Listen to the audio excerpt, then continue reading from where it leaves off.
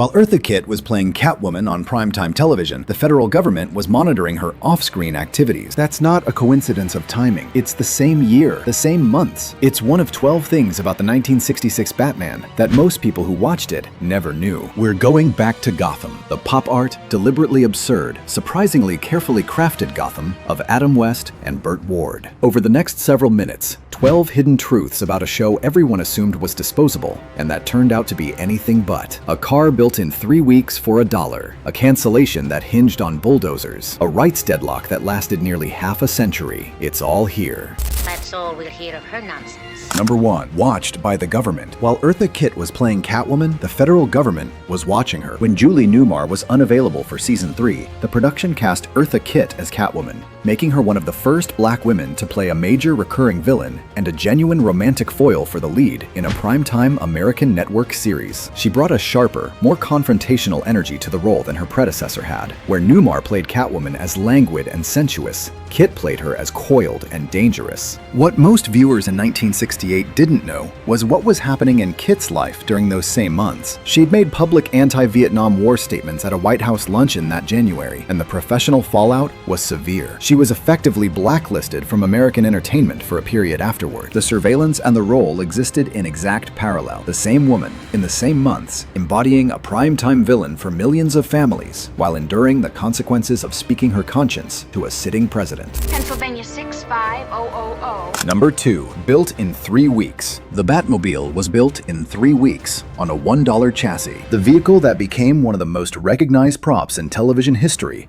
wasn't designed from scratch. It was built on the body of a 1955 Lincoln Futura, a concept car Ford had originally displayed at auto shows, which customizer George Barris purchased for $1 and transformed into the Batmobile. Barris had roughly 3 weeks to complete the conversion after the production contract was awarded. 3 weeks for a vehicle that would need to survive a full television production schedule. The fins, the turbine exhaust, the bubble canopy, the jet intake nose, all of it completed under that deadline and delivered directly to camera. The impulse is to remember the Batmobile as an icon, fully formed. The reality is closer to an improvised miracle built under budget pressure on a chassis that cost less than a newspaper. I just barely managed to get the cutting torch out of my utility belt.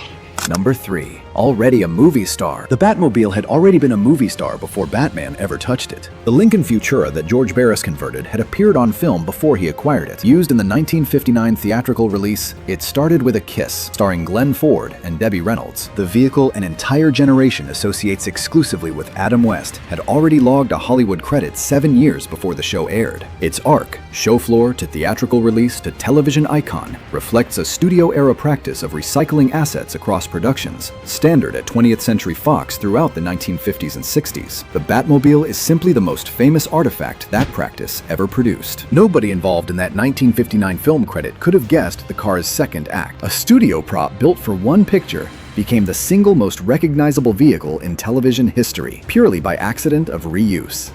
It's 20 minutes of 3, Batgirl.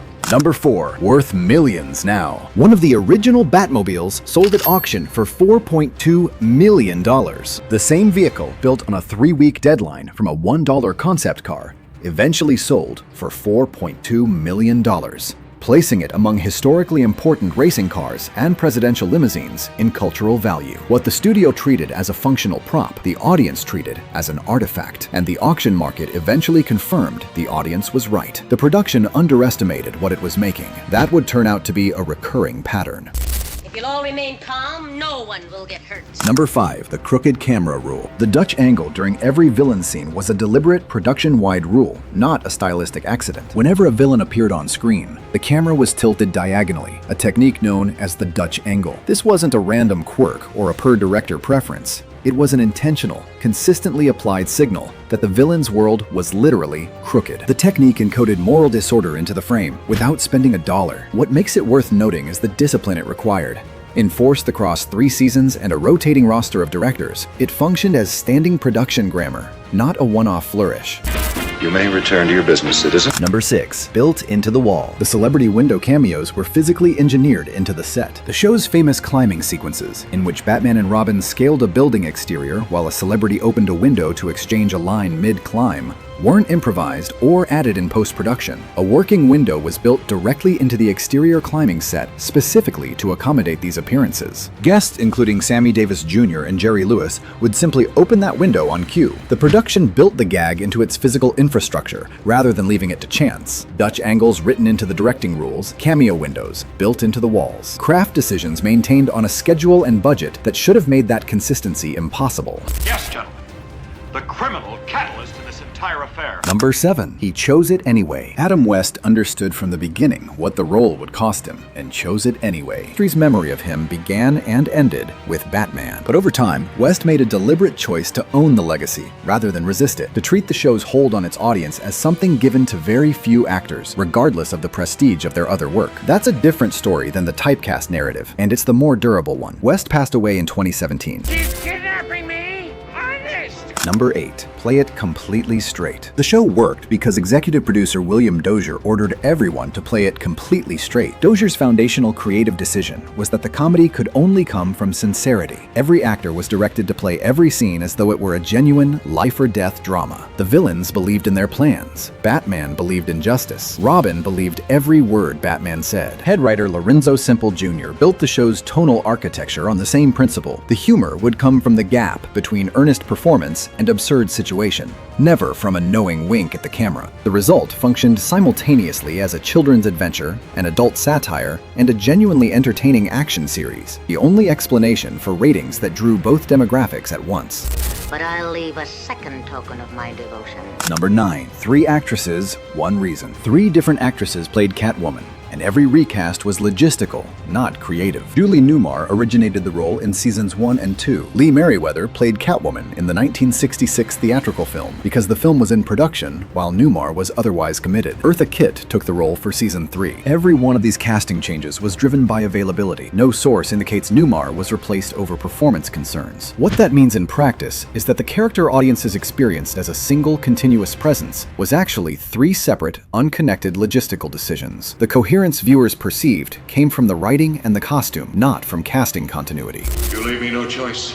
Ah, but I do. Number 10. Killed by bulldozers. The show ended not because the ratings collapsed, but because the sets were demolished before NBC could save it. ABC dropped Batman after season 3, at which point NBC expressed interest in continuing the series. The window for a revival was real, but before NBC could commit, the standing sets had already been demolished. Rebuilding them would have cost more than NBC was willing to spend, and the deal died. The operational reason the show ended when it did wasn't a slow ratings death. It was a narrow window that closed because physical infrastructure no longer existed. What's never been confirmed is who authorized the demolition, or whether anyone at the studio knew NBC was still in active discussions when the order was given. The sets were gone. NBC walked away. There's a version of this story where the sets survive another 6 months. NBC picks up the option, and Batman becomes a 2-network franchise instead of a 3-season artifact. That version never happened, not because anyone chose against it, but because a bulldozer got there first. You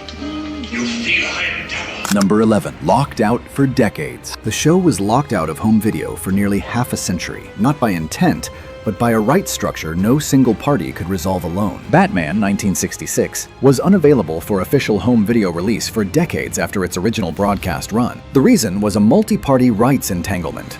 DC Comics, which owned the characters, 20th Century Fox, which owned the production, and various licensing estates connected to the series. No single party could release the show without the cooperation of all the others, and for years that never materialized. The show wasn't suppressed. It was trapped inside a legal architecture that made official release structurally complicated. When it finally reached Blu-ray and DVD in 2014, it had been off official home video for roughly 46 years. And that is the sum and substance of the bet. Number 12. 60 years together. Adam West and Burt Ward stayed with each other and with their audience for 60 years. The two men maintained their association with the show and with one another for the entirety of their post-series careers. West voiced Batman in animated projects. Both attended conventions and anniversary events together across decades, introducing the show to generations of viewers who hadn't been born when it first aired. West passed away in June 2017. Two actors who understood eventually that the show had given them something most careers never produce, a genuine, sustained relationship with an audience, and who chose to honor it rather than spend their remaining years arguing with it. The show everyone dismissed as disposable turned out to be the thing that lasted. A production that every network executive, studio scheduler, and standard censor assumed would vanish after one season turned out to be more carefully designed, more politically charged, and more lastingly consequential than any of its original architects intended. Here is the one thing the record cannot answer. The sets were demolished before NBC could commit to a pickup, and no one has ever confirmed who gave that demolition order, or whether they knew NBC was still in active discussion when it was given. If you were running that studio in 1968, and you knew a potential buyer was still at the table, would you have held those sets, or was it already over before anyone made the call? To the bat poles, we're out.